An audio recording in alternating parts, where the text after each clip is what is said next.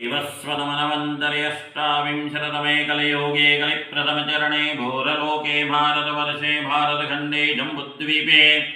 कन्याकुमारिकानदक्षिणदिग्भागे कर्णाटकप्रदेशान्तर्गत बेङ्गलूरु महानगरे ओं भाद्रपदमासे शुभे शुक्लपक्षे गणेशचतुर्थ्यायां शनिवासरानिमित्तायाम् एवं ग्रहगणविशेषणविशिष्टायां शुभपुण्यतिथोः कश्यपगोत्रस्य श्रीमान् हिमांशुभायै अमुभाईरुखाणादस्य सुभार्या धर्मपत्नी असौ श्रीमती प्रतीक्षा गौरीः तस्य द्वय बालिकाः इति कुमारिकान् चिरञ्जीवी ऋषिका एवं अनीशा कुमारी सपरिवारेभ्यः मातुः पितुः एवं भगिनी सहितस्य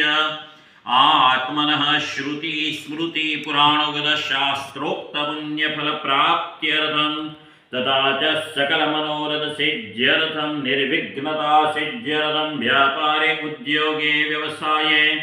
श्रीमन् सिद्धि विनायक कृपा प्रसाद सिद्ध्यर्थं सर्व प्रकारैः मनोरथ सिद्ध्यर्थं प्रतिवर्ष निमित्तम् अस्मिन् वर्षे अद्य दिने श्रीमन् महागणपति महाराज महोत्सव दिने प्रथम दिने श्रीमन् महागणपति महाराज प्रसन्नता सिद्ध्यर्थं ब्राह्मण द्वारा पूजनं च करिष्ये।